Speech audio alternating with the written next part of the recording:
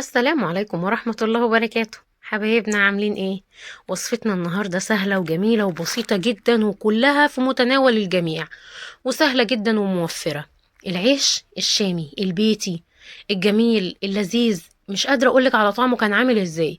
ويا سلام بقى لو تعمليه على فطار ولا على عشاء، وجبة خفيفة جدا وبأمر الله هيطلع معاكي زي الفل كأنك فعلا شارياه من بره. وهقولك على اسراره وهقولك على حاجات انتي ما تعرفيهاش.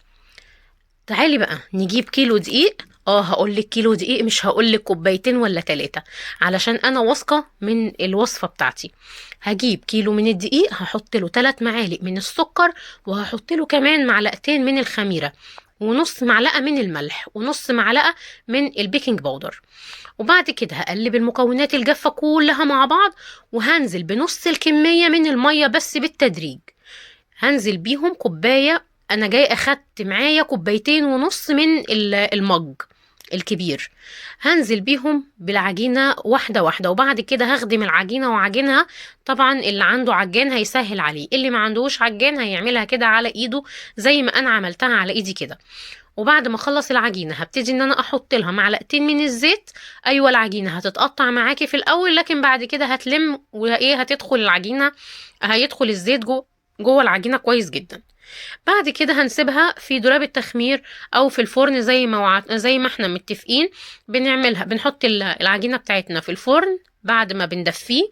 بنقعدها حوالي تلت ساعه بالظبط، بتطلع الخميره معايا، بتطلع العجينه معايا زي الفل. وهقطعها قطع صغننة جدا وهكورها كويرات صغيرة جدا على قد الرغيف، على قد ما انا عايزاه. بصي بسم الله ما شاء الله، من كيلو دقيق عملت كام رغيف؟ طلع معايا حوالي 35 رغيف. ولو انت عايزاه اقل من كده براحتك خالص، انا هوريكي سمك الرغيف، وهوريكي كمان المقاس بتاعه بكفة ايدك. هبتدي ان انا افرد العجينه بالسمك ده، ولازم يطلع بايه بنفس السمك بتاع العجينه دي، يعني ما افردهاش قوي، لا مش هفردها جدا، انا هفردها بسمك صغنن. وبعد كده هسيبها ترتاح. انا طبعا انا عجنت العجينه وابتديت ان انا اسيبها تخمر، ادي كده اول مره نريحها. تاني مره لما كورت الكور وسبتها برضو ترتاح، ادي دي تاني مره. تالت مره لما فردت العيش كله وسبته برضو يرتاح، هبتدي اخد من اول رغيف انا فردته. هبصي بسم الله ما شاء الله، احطه على طاسه سخنه بدون زيت بدون اي دهون بدون اي حاجه، وهسيبه لحد ما اما الرغيف يرتفع معايا بالمنظر اللي انت شايفاه ده. بص حطيته على طاسه كبيره طاسه صغيره طالع معايا بسم الله ما شاء الله زي الفل. لو حطيتيه في الفرن برضو زي الفل هيطلع معاكي كده.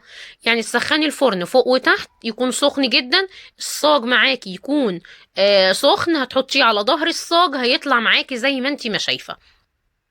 لو عايزة العجينة تبقى أكتر مغذية أكتر وتبقى طعمها أحلى، حطي لها كمان كوباية لبن يكون دافي، وهيطلع معاكي بالمنظر اللي انت شايفاه ده. بسم الله ما شاء الله طالع معايا 35 رغيف من كيلو دقيق واحد.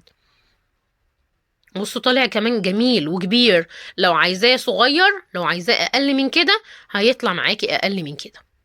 بصوا بصوا العيش طالع معايا عامل ازاي، ولا مكتوم ولا في اي حاجة، وهش جدا وخفيف جدا وطري جدا. بسم الله ما شاء الله جميل في منتهى الجمال. لو في اي استفسارات اكتبي لي في التعليقات وانا هقولك تعملي ايه. لو محتاجة اي وصفة، لو عايزة اي وصفة تانية جديدة قوليلي وانا هقولك الطريقة.